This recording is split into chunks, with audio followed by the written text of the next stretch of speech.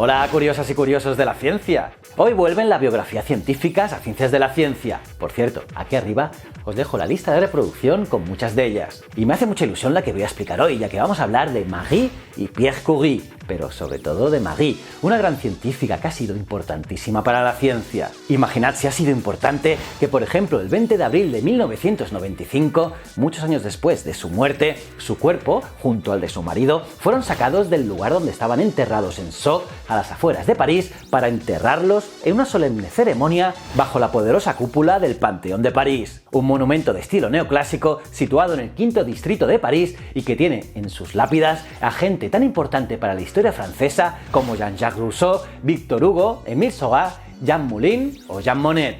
Y de esta manera Marie Curie se convirtió así en la primera mujer en recibir este honor por su propio mérito. Es cierto que una mujer, Sophie Berthelot, ya descansaba allí, pero era en calidad de esposa del químico Marcellin Berthelot. Y fue el presidente de la República Francesa en ese momento, François Mitterrand, antes de terminar su mandato de 14 años, quien tomó esa iniciativa. Y lo hizo diciendo lo siguiente: para finalmente respetar la igualdad de mujeres y hombres ante la ley y ante los hechos. Y es que, como señaló la prensa en su día, esta iniciativa fue muy simbólica por tres razones. Marie Curie era mujer, era una inmigrante y había contribuido en gran medida a aumentar el prestigio de Francia en el mundo científico. Y de esos hechos hablaremos hoy, unos descubrimientos en física y química que allanaron el camino para el avance de la física moderna y condujeron al desarrollo tecnológico revolucionario que cambió para siempre nuestras vidas cotidianas. Y lo haré, como no, de la mano de Isaac Asimov y su obra Momentos estelares de la ciencia, que os dejaré en la descripción para que la compréis. Por cierto, hace pocos días se cumplieron los 100 años del nacimiento de Asimov.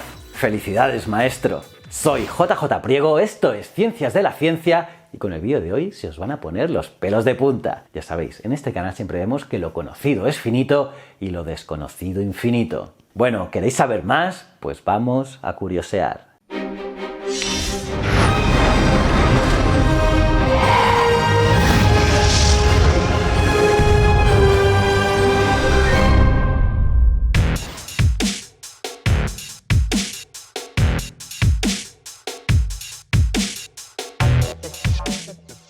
La joven pareja Pierre y Marie Curie comenzó por hacerse con una tonelada de ganga de las minas de Joachimsthal, en Bohemia. Los dueños de la mina no pusieron ningún reparo en ello, pero les advirtieron que tendrían que costear ellos el transporte hasta París. La pareja pagó religiosamente, pero se quedó sin blanca. El siguiente paso de la pareja era encontrar un lugar donde trabajar.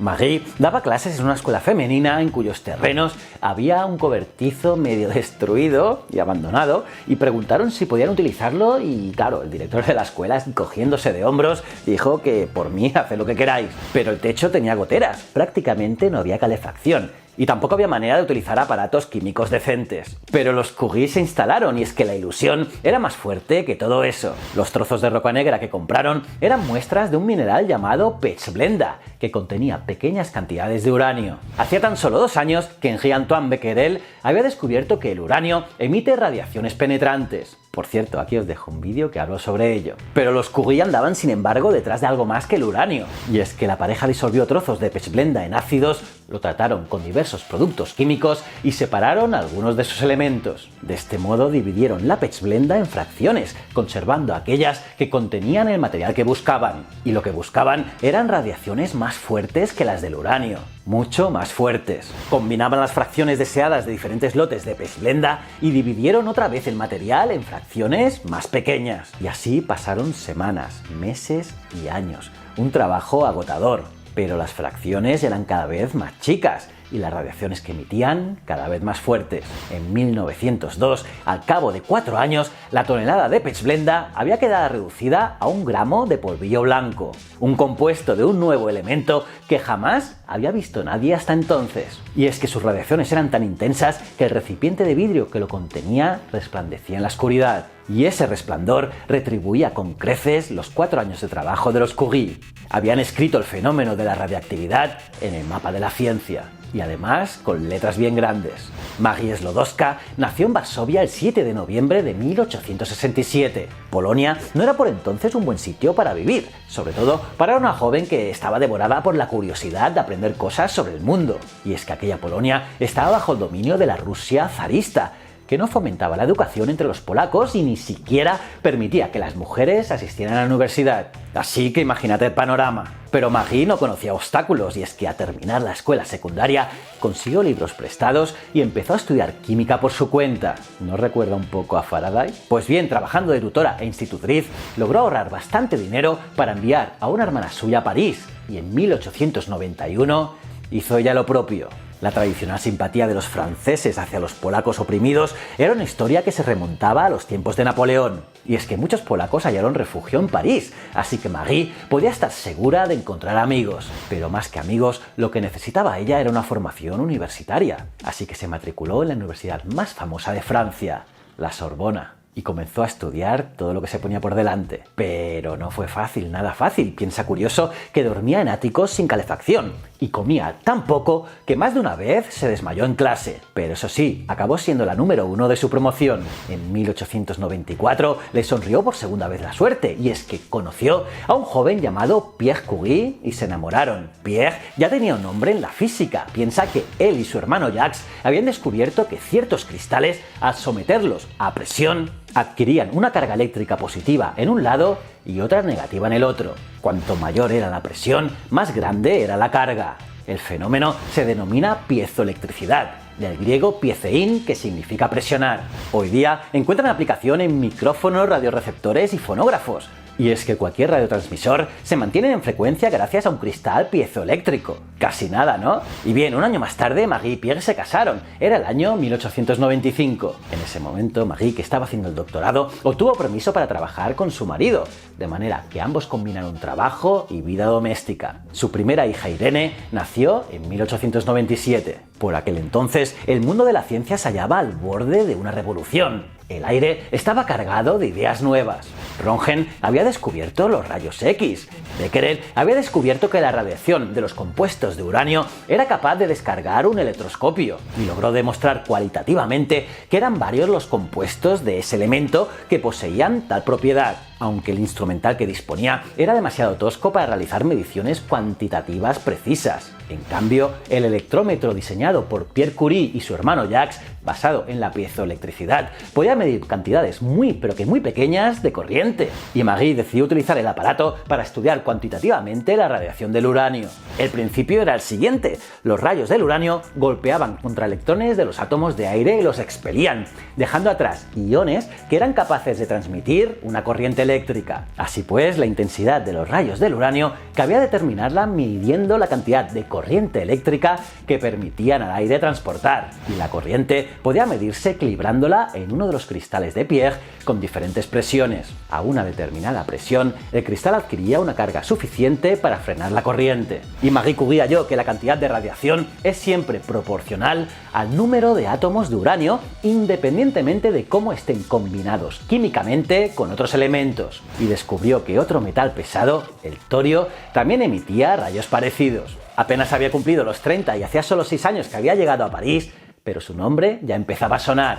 Pierre, viendo claramente que su joven y brillante esposa iba camino de convertirse en algo grande, abandonó su línea de investigación y se unió a la de ella. El metal de uranio se obtenía principalmente del mineral pechblenda. Cuando los Curie necesitaban más uranio, tenían que extraerlo de un trozo de mineral, pero no sin antes comprobar que ese trozo tenía suficiente uranio para que mereciera la pena, lo cual requería medir la radiactividad del mineral. Pero un buen día en el año 1898 dieron con un trozo de pechblenda tan radioactivo que tendría que haber albergado más átomos de uranio en su seno que los que realmente cabían. Los Curie, totalmente asombrados, llegaron a la única conclusión posible: en la pechblenda había elementos aún más radioactivos que el uranio. Y como semejantes elementos no se conocían, tenían que tratarse de alguno que aún no se hubiese descubierto. ¡Eureka! Por otro lado, jamás habían observado elementos extraños en la pechblenda, por lo cual debían de hallarse presentes en cantidades muy pero que muy pequeñas. Y para que cantidades tan pequeñas mostraran tanta radiación,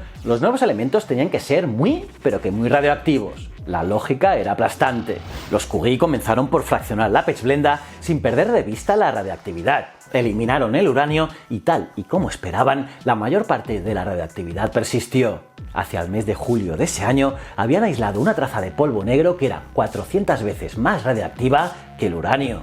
Este polvillo contenía un nuevo elemento que se comportaba como el telurio, un elemento que por cierto no es radiactivo. Y decidieron nombrar al nuevo elemento con el nombre de polonio, en honor a la patria de Marie. Pero con ello solo quedaba explicada parte de la radioactividad, así que siguieron fraccionando y trabajando sin tregua. En diciembre de ese año 98 tenían una preparación que era aún más radiactiva que el polonio. Contenía un nuevo elemento que poseía propiedades parecidas a las del bario, un elemento que ya había sido descubierto y que por cierto tampoco era radioactivo.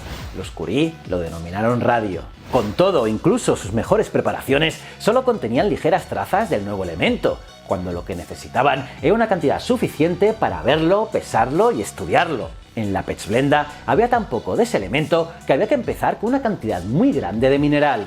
Así que los Curie se procuraron otra tonelada y trabajaron durante otros 4 años.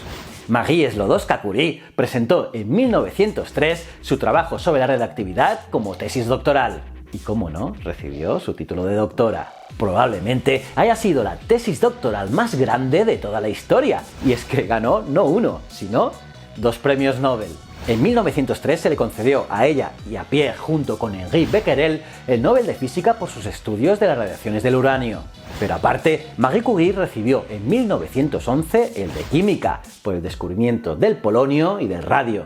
Por desgracia, el segundo premio lo recibió Marie en solitario. Pierre Curie había muerto trágicamente en 1906 en un accidente ya que fue arrollado por un coche de caballos. Pero Marie siguió trabajando ya que tomó posesión de la cátedra de la Sorbona, que había dejado vacante su marido, y se convirtió en la primera mujer que enseñó en dicha institución. Marie era una mujer que trabajaba sin interrupción, estudiando las propiedades y misterios, y peligros también, de sus maravillosos elementos, ya que se exponía ella misma a las radiaciones para estudiar las quemaduras que se producían en la piel. En julio de 1934, venerada por el mundo entero como una de las mujeres más grandes de toda la historia, Marie Curie murió de leucemia, causada probablemente por la continua exposición a las radiaciones radioactivas. De haber vivido solo un año más, habría visto cómo se concedía el tercer premio Nobel a los Curie. Esta vez a su hija Irene y a su yerno Frédéric, que habían creado nuevos átomos radiactivos y descubierto la radioactividad artificial. ¡Qué familia, eh! Y curiosamente en 1946 se descubrió en la Universidad de California el elemento 96. Al que se le llamó Curio en eterno honor de los Curie. Röntgen y Becquerel iniciaron con el descubrimiento de radiaciones misteriosas una nueva revolución científica semejante a la de Copérnico en 1500. La revolución copernicana la había puesto en escena Galileo con su telescopio. Y la segunda también precisaba de un dramaturgo, alguien que sacara las radiaciones de las revistas científicas y la llevara a la primera plana de los periódicos.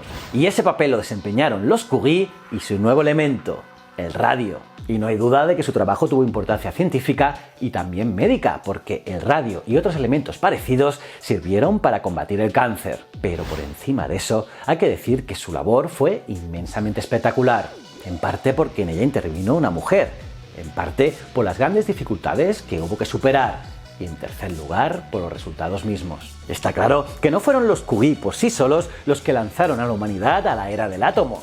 Los trabajos de Röntgen, Becquerel, Einstein y otros científicos fueron, en ese sentido, de mayor importancia aún. Pero la heroica inmigrante de Polonia y su marido crearon la expectativa de nuevos y más grandes acontecimientos. ¿Cómo os habéis quedado, curiosas y curiosos? ¿Qué os ha parecido este vídeo? Tremenda, ¿no? La familia Curie. Podéis dejar vuestras opiniones en los comentarios, los leo todos. Y nada, aparte de darle like al vídeo, suscribíos y campanita, os recomiendo esta lista de reproducción con todas las biografías científicas que he realizado. Os van a molar un montón. Y si no eres suscriptor, dale a este botón. Y estos 2 botones son mis otros 2 canales, tanto Historias de la Historia como Easy Promos TV. Y recuerda, el conocimiento es un requisito esencial para la supervivencia. Muchísimas gracias.